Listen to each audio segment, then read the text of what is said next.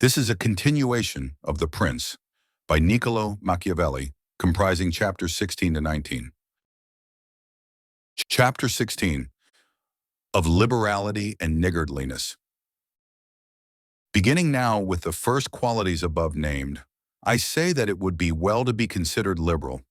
Nevertheless, liberality used in such a way that you are not feared will injure you, because if used virtuously and in the proper way, it will not be known, and you will not incur the disgrace of the contrary vice. But one who wishes to obtain the reputation of liberality among men must not omit every kind of sumptuous display, and to such an extent that a prince of this character will consume by such means all his resources, and will be at last compelled, if he wishes to maintain his name for liberality, to impose heavy charges on his people, become an extortioner, and do everything possible to obtain money. This will make his subjects begin to hate him, and he will be little esteemed being poor, so that having by this liberality injured many and benefited but few, he will feel the first little disturbance and be endangered by every accident. If he recognizes this and wishes to change his system, he incurs at once the charge of niggardliness. A prince, therefore, not being able to exercise this virtue of liberality without risk if it is known, must not, if he is prudent, object to be called miserly. In course of time he will be thought more liberal, when it is seen that by his parsimony his revenue is sufficient, that he can defend himself against those who make war on him, and undertake enterprises without burdening his people, so that he is really liberal to all those from whom he does not take, who are infinite in number, and niggardly to all to whom he does not give, who are few. In our times we have seen nothing great done except by those who have been esteemed niggardly. The others have all been ruined. Pope Julius II, although he had made use of a reputation for liberality in order to attain the papacy, did not seek to retain it afterwards, so that he might be able to make war on the King of France. And he earned on so many wars without imposing an extraordinary tax, because his extra expenses were covered by the parsimony he had so long practiced. The present King of Spain, if he had been thought liberal, would not have engaged in and won so many enterprises. For these reasons, a prince must care little for the reputation of being a miser if he wishes to avoid robbing his subjects, if he wishes to be able to defend himself, to not become poor and contemptible, and not to be forced to become rapacious.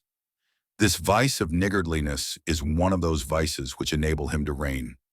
If it is said that Caesar attained the empire through liberality, and that many others have reached the highest positions through being liberal or being thought so, I would reply that you are either a prince already or else on the way to become one. In the first case, this liberality is harmful.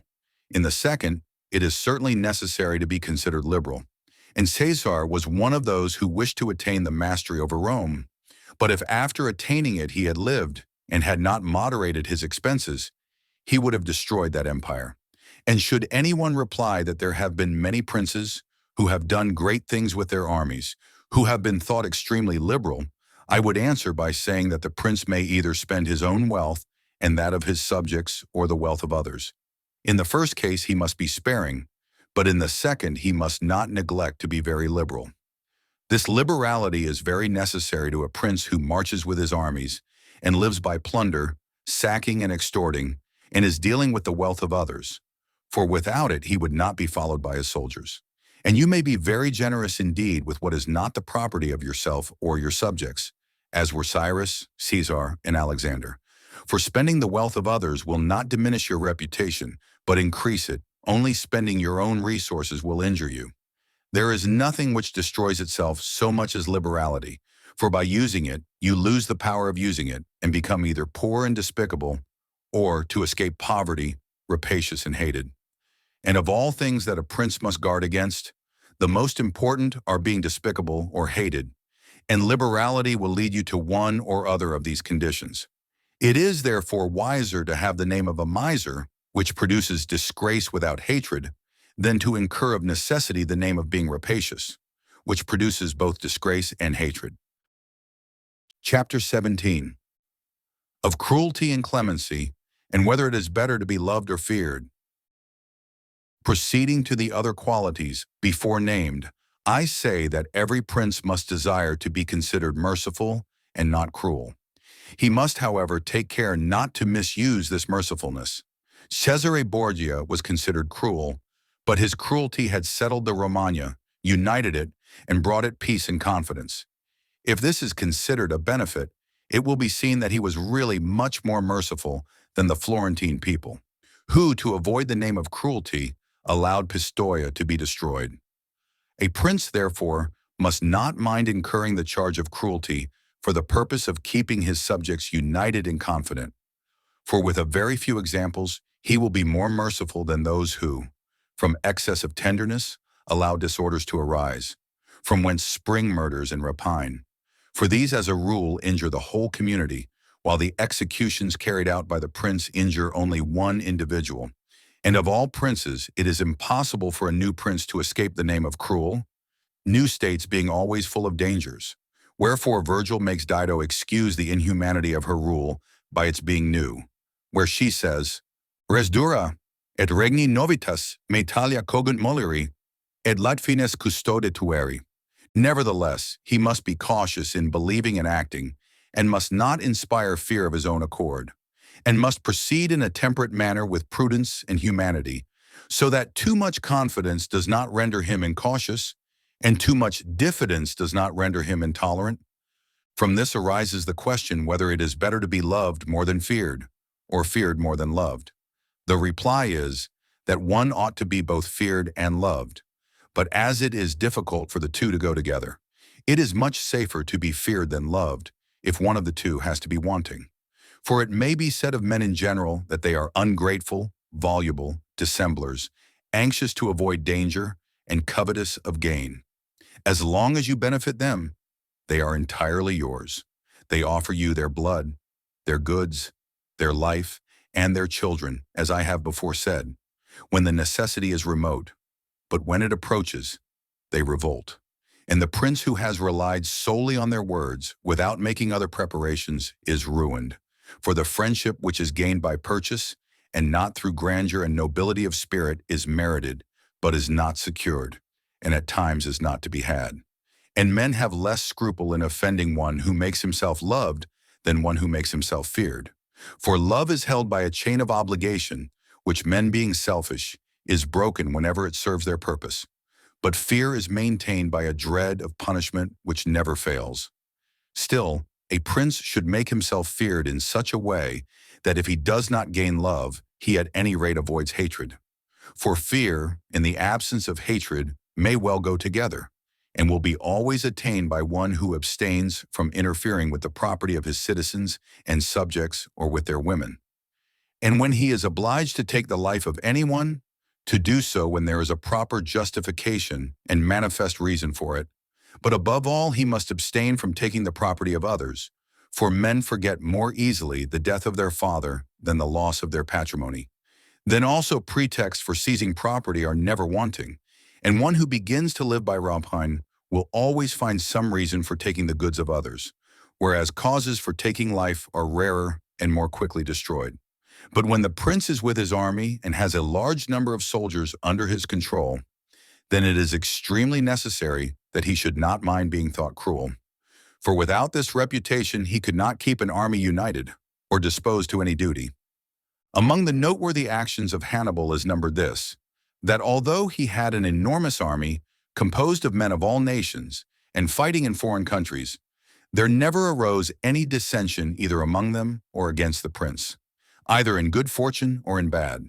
This could not be due to anything but his inhuman cruelty, which together with his infinite other virtues, made him always venerated and terrible in the sight of his soldiers, and without it his other virtues would not have sufficed to produce that effect.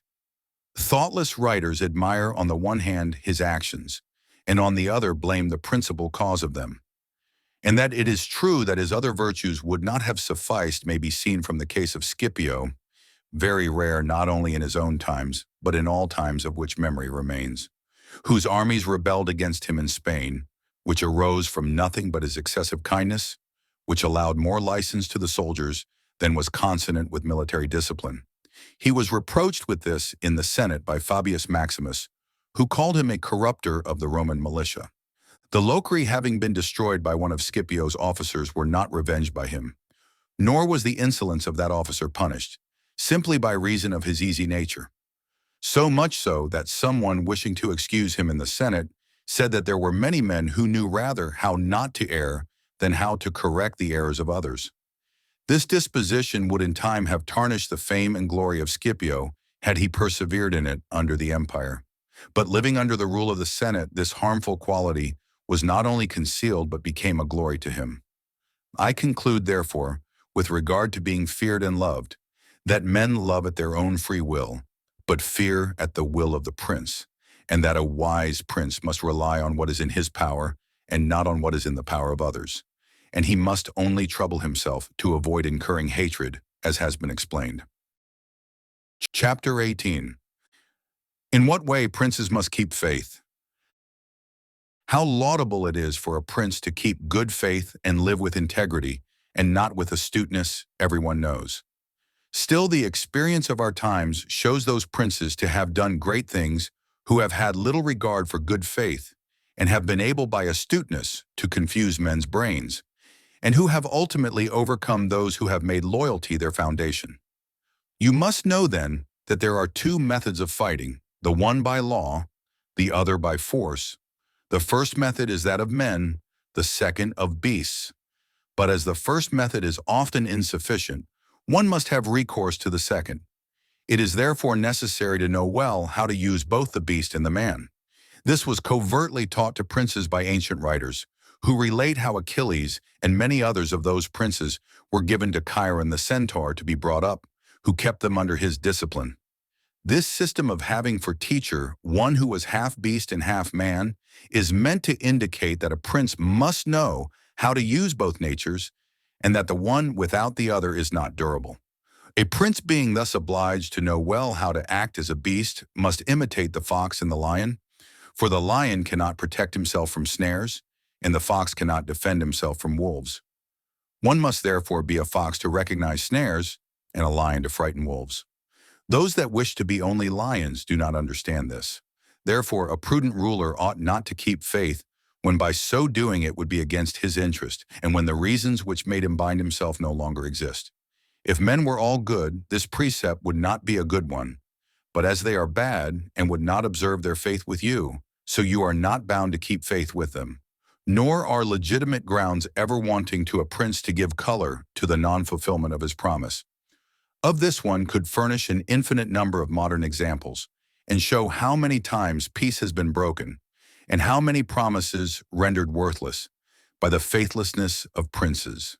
And those that have been best able to imitate the fox have succeeded best. But it is necessary to be able to disguise this character well, and to be a great feigner and dissembler. And men are so simple and so ready to obey present necessities that one who deceives will always find those who allow themselves to be deceived. I will only mention one modern instance. Alexander VI did nothing else but deceive men. He thought of nothing else and found the way to do it. No man was ever more able to give assurances or affirm things with stronger oaths, and no man observed them less. However, he always succeeded in his deceptions, as he knew well this side of the world. It is not therefore necessary for a prince to have all the above-named qualities, but it is very necessary to seem to have them. I would even be bold to say that to possess them and to always observe them is dangerous, but to appear to possess them is useful. Thus it is well to seem pious, faithful, humane, religious, sincere, and also to be so. But you must have the mind so watchful that when it is needful to be otherwise, you may be able to change to the opposite qualities. And it must be understood that a prince, and especially a new prince, cannot observe all those things which are considered good in men, being often obliged, in order to maintain the state, to act against faith, against charity, against humanity, and against religion. And therefore he must have a mind disposed to adapt itself according to the wind, and as the variations of fortune dictate, and, as I said before, not deviate from what is good if possible, but be able to do evil if necessitated. A prince must take great care that nothing goes out of his mouth which is not full of the above-named 5 qualities, and, to see and hear him, he should seem to be all faith, all integrity, all humanity, and all religion. And nothing is more necessary than to seem to have this last quality. For men in general judge more by the eyes than by the hands, for everyone can see, but very few have to feel. Everybody sees what you appear to be, few feel what you are, and those few will not dare to oppose themselves to the many who have the majesty of the state to defend them. And in the actions of men, and especially of princes, from which there is no appeal, the end is everything.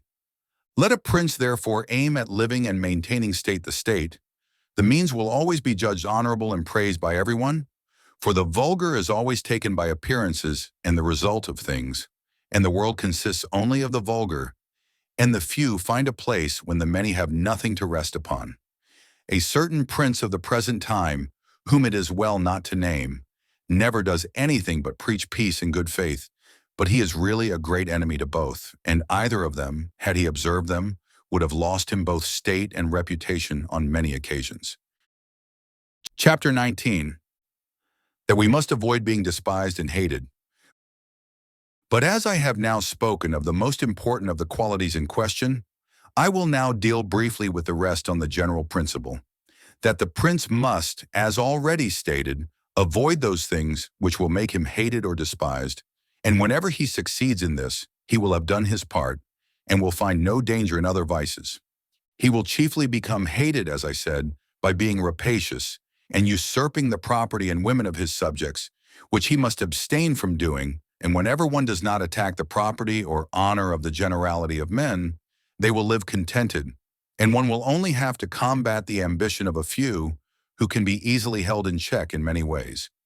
He is rendered despicable by being thought changeable, frivolous, effeminate, timid, and irresolute, which a prince must guard against as a rock of danger, and manage so that his actions show grandeur, high courage, seriousness, and strength. And as to the government of his subjects, let his sentence be irrevocable, and let him adhere to his decision so that no one may think of deceiving him or making him change. The prince who creates such an opinion of himself gets a great reputation, and it is very difficult to conspire against one who has a great reputation, and he will not easily be attacked so long as it is known that he is esteemed and reverenced by his subjects. For a prince must have two kinds of fear, one internal as regards his subjects, one external as regards foreign powers. From the latter he can defend himself with good arms and good friends, and he will always have good friends if he has good arms, and internal matters will always remain quiet if they are not perturbed by conspiracy. And even if external powers sought to foment one, if he has ruled and lived as I have described, he will always, if he stands firm, be able to sustain every shock, as I have shown that Nabis the Spartan did. But with regard to the subjects, if not acted on from outside, it is still to be feared lest they conspire in secret, from which the prince may guard himself well by avoiding hatred and contempt, and keeping the people satisfied with him, which it is necessary to accomplish, as has been related at length. And one of the most potent remedies that a prince has against conspiracies is that of not being hated or despised by the mass of the people. For whoever conspires always believes that he will satisfy the people by the death of their prince. But if he thought to offend them by doing this, he would fear to engage in such an undertaking. For the difficulties that conspirators have to meet are infinite. Experience shows that there have been very many conspiracies, but few have turned out well, for whoever conspires cannot act alone, and cannot find companions except among those who are discontented. And as soon as you have disclosed your intention to a malcontent, you give him the means of satisfying himself, for by revealing it, he can hope to secure everything he wants. To such an extent that seeing a certain gain by doing this, and seeing on the other hand only a doubtful one, and full of danger, he must either be a rare friend to you, or else a very bitter enemy to the prince if he keeps faith with you. And to reduce the matter to narrow limits, I say that on the side of the conspirator, there is nothing but fear, jealousy, suspicion, and dread of punishment which frightens him. And on the side of the prince, there is the majesty of government, the laws, the protection of friends, and of the state which guard him. When to these things are added the goodwill of the people, it is impossible that anyone should have the temerity to conspire. For whereas generally a conspirator has to fear before the execution of his plot, in this case he must also fear afterwards, having the people for an enemy when his crime is accomplished and thus not being able to hope for any refuge. Numberless instances might be given of this, but I will content myself with one which took place within the memory of our fathers. Messer Annibale Bentivogli, Prince of Bologna, ancestor of the present Messer Annibale, was killed by the Canici, who conspired against him. He left no relations but Messer Giovanni, who was then an infant. But after the murder, the people rose up and killed all the Canici. This arose from the popular goodwill that the house of Bentivogli enjoyed at that time in Bologna, which was so great that, as there was nobody left after the death of Annibale who could govern the state, the Bolognese, hearing that there was one of the Bentivogli family in Florence, who had till then been thought the son of a blacksmith, came to fetch him and gave him the government of the city, and it was governed by him until Messer Giovanni was old enough to assume the government. I conclude, therefore, that a prince need trouble little about conspiracies when the people are well disposed, but when they are hostile and hold him in hatred, then he must fear everything and everybody. Well-ordered states and wise princes have studied diligently not to drive the nobles to desperation and to satisfy the populace and keep it contented, for this is one of the most important matters that a prince has to deal with. Among the kingdoms that are well-ordered and governed in our time is France, and there we find numberless good institutions on which depend the liberty and security of the king. Of these, the chief is the Parliament and its authority, because he who established that kingdom, knowing the ambition and insolence of the great nobles, and deeming it necessary to have a bit in their mouths to check them, and knowing, on the other hand, the hatred of the mass of the people to the great, based on fear and wishing to secure them, did not wish to make this the special care of the king, to relieve him of the dissatisfaction that he might incur among the nobles, by favoring the people, and among the people by favoring the nobles. He therefore established a third judge that, without direct charge of the king, kept in check the great and favored the lesser people. Nor could any better or more prudent measure have been adopted, nor better precaution for the safety of the king and the kingdom. From which another notable rule can be drawn, that princes should let the carrying out of unpopular duties devolve on others and bestow favors themselves. I conclude again by saying that a prince must esteem his nobles, but not make himself hated by the populace. It may perhaps seem to some that, considering the life and death of many Roman emperors, that they are instances contrary to my opinion, finding that some who lived always nobly and showed great strength of character, nevertheless lost the empire or were killed by their subjects who conspired against them. Wishing to answer these objections, I will discuss the qualities of some emperors, showing the cause of their ruin not to be at variance with what I have stated, and I will also partly consider the things to be noted by whoever reads the deeds of these times. I will content myself with taking all those emperors who succeeded to the empire, from Marcus the philosopher to Maximinus. These were Marcus, Commodus his son, Pertinax, Heliogabalus, Alexander, and Maximinus. And the first thing to note is that whereas other princes have only to contend against the ambition of the great and the insolence of the people, the Roman emperors had a third difficulty, that of having to support the cruelty and avarice of the soldiers, which was such a difficulty that it was the cause of the ruin of many, it being difficult to satisfy both the soldiers and the people. For the people love tranquility, and therefore like princes who are pacific, but the soldiers prefer a prince of military spirit, who is insolent, cruel, and rapacious. They wish him to exercise these qualities on the people, so that they may get double pay and give vent to their avarice and cruelty. Thus it came about that those emperors who, by nature or art, had not such a reputation as could keep both parties in check, invariably were ruined, and the greater number of them who were raised to the empire, being new men, knowing the difficulties of these two opposite dispositions, confined themselves to satisfying the soldiers, and thought little of injuring the people. This choice was necessary, princes not being able to avoid being hated by someone. They must first try not to be hated by the mass of the people. If they cannot accomplish this, they must use every means to escape the hatred of the most powerful parties. And therefore these emperors, who being new men had need of extraordinary favors, adhered to the soldiers more willingly than to the people. Whether this, however, was of use to them or not depended on whether the prince knew how to maintain his reputation with them.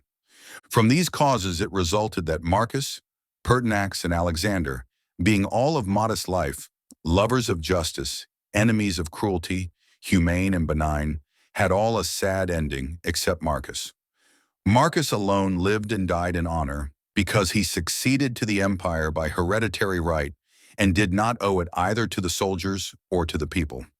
Besides which, possessing many virtues which made him revered, he kept both parties in their place as long as he lived and was never either hated or despised. But Pertinax was created emperor against the will of the soldiers, who being accustomed to live licentiously under Commodus, could not put up with the honest life to which Pertinax wished to limit them, so that, having made himself hated, and to this contempt being added because he was old, he was ruined at the very beginning of his administration. Whence it may be seen that hatred is gained as much by good works as by evil, and therefore, as I said before, a prince who wishes to maintain the state is often forced to do evil. For when that party, whether populace, soldiery, or nobles, whichever it be that you consider necessary to you for keeping your position, is corrupt, you must follow its humor and satisfy it, and in that case good works will be inimical to you. But let us come to Alexander, who was of such goodness that among other things for which he is praised, it is said that in the 14 years that he reigned, no one was put to death by him without a fair trial. Nevertheless, being considered effeminate, and a man who allowed himself to be ruled by his mother, and having thus fallen into contempt, the army conspired against him and killed him. Looking, on the other hand, at the qualities of Commodus, Severus, Antoninus, extremely cruel and rapacious. To satisfy the soldiers there was no injury which they would not inflict on the people, and all except Severus ended badly. Severus, however, had such abilities that by maintaining the soldiers friendly to him, he was able to reign happily, although he oppressed the people. For his virtues made him so admirable in the sight both of the soldiers and the people that the latter were, as it were, astonished and stupefied, while the former were respectful and contented. As the deeds of this ruler were great for a new prince, I will briefly show how well he could use the qualities of the fox and the lion, whose natures, as I said before, it is necessary for a prince to imitate. Knowing the sloth of the Emperor Julian, Severus, who was leader of the army in Slavonia, persuaded the troops that it would be well to go to Rome to avenge the death of Pertinax, who had been slain by the imperial guard, and under this pretext, without revealing his aspirations to the throne, marched with his army to Rome, and was in Italy before his design was known. On his arrival in Rome, the Senate elected him emperor through fear, and Julian died. There remained after this beginning two difficulties to be faced by Severus before he could obtain the whole control of the empire. One in Asia, where Nigrinus, head of the Asiatic armies, had declared himself emperor, the other in the west from Albinus, who also aspired to the empire. And as he judged it dangerous to show himself hostile to both, he decided to attack Nigrinus and deceive Albinus, to whom he wrote that having been elected emperor by the Senate, he wished to share that dignity with him. He sent him the title of Caesar, and by deliberation of the Senate, he was declared his colleague, all of which was accepted as true by Albinus. But when Severus had defeated and killed Nigrinus and pacified things in the east, he returned to Rome and charged Albinus in the Senate with having, unmindful of the benefits received from him, traitorously sought to assassinate him, and stated that he was therefore obliged to go and punish his ingratitude. He then went to France to meet him, and there deprived him of both his position and his life. Whoever examines in detail the actions of Severus will find him to have been a very ferocious lion and an extremely astute fox, and will see him to have been feared and respected by all and not hated by the army, and will not be surprised that he, a new man, should have been able to hold the empire so well, since his great reputation defended him always from that hatred that his rapacity might have produced in the people. But Antoninus his son was also a man of great ability, and possessed qualities that rendered him admirable in the sight of the people, and also made him popular with the soldiers, for he was a military man, capable of enduring the most extreme hardships, disdainful of delicate food, and every other luxury, which made him loved by all the armies. However, his ferocity and cruelty were so great and unheard of, through his having, after executing many private individuals, caused a large part of the population of Rome and all that of Alexandria to be killed, that he became hated by all the world, and began to be feared by those about him to such an extent that he was finally killed by a centurion in the midst of his army. Whence it is to be noted that this kind of death, which proceeds from the deliberate action of a determined man, cannot be avoided by princes, since anyone who does not fear death himself can inflict it. But a prince need not fear much on this account, as such actions are extremely rare. He must only guard against committing any grave injury to anyone he makes use of, or has about him for his service, like Antoninus had done, having caused the death with contumely of the brother of that centurion, and also threatened him every day, although he still retained him in his bodyguard, which was a foolish and dangerous thing to do, as the fact proved. But let us come to Commodus, who might easily have kept the empire, having succeeded to it by heredity, being the son of Marcus, and it would have sufficed for him to follow in the steps of his father to have satisfied both the people and the soldiers. But being of a cruel and bestial disposition, in order to be able to exercise his rapacity on the people, he sought to amuse the soldiers and render them licentious. On the other hand, by not maintaining his dignity, by often descending into the theater to fight with gladiators and committing other contemptible actions, little worthy of the imperial dignity, he became despicable in the eyes of the soldiers, and being hated on the one hand and despised on the other, he was conspired against and killed. There remains to be described the character of Maximinus. He was an extremely warlike man, and as the armies were annoyed with the effeminacy of Alexander, which we have already spoken of, he was after the death of the latter elected emperor. He did not enjoy it for long, as two things made him hated and despised. The one his base origin, as he had been a shepherd in Thrace, which was generally known and caused great disdain on all sides.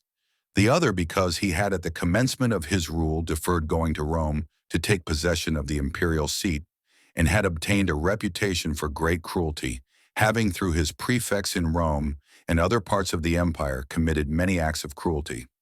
The whole world being thus moved by indignation for the baseness of his blood, and also by the hatred caused by fear of his ferocity, he was conspired against first by Africa and afterwards by the Senate and all the people of Rome and Italy.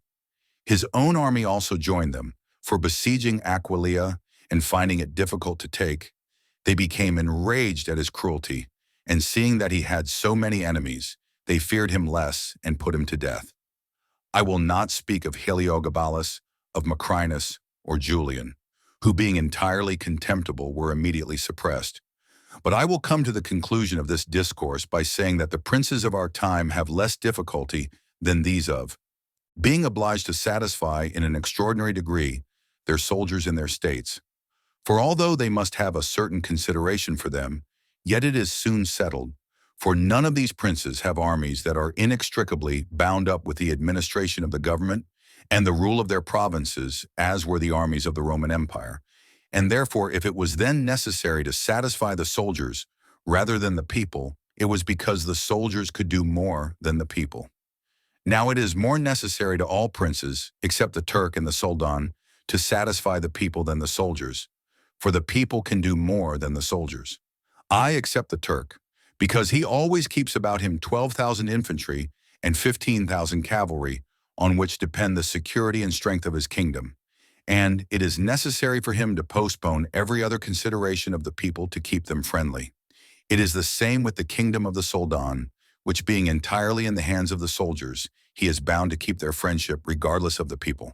And it is to be noted that this state of the Soldan is different from that of all other princes, being similar to the Christian pontificate, which cannot be called either a hereditary kingdom or a new one.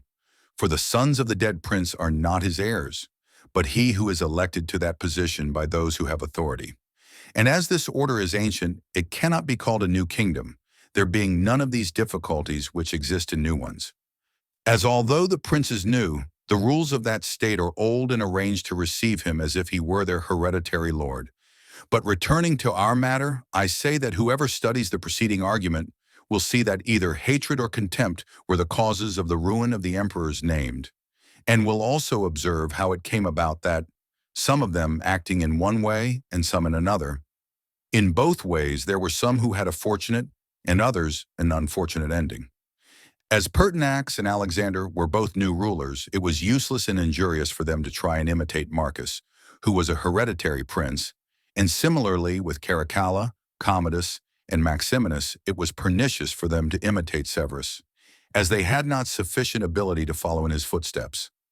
Thus, a new prince cannot imitate the actions of Marcus in his dominions, nor is it necessary for him to imitate those of Severus. But he must take from Severus those portions that are necessary to found his state, and from Marcus those that are useful and glorious for conserving a state that is already established and secure. This concludes the fourth part of 5 total of The Prince by Niccolò Machiavelli, produced by Best Audiobooks for free.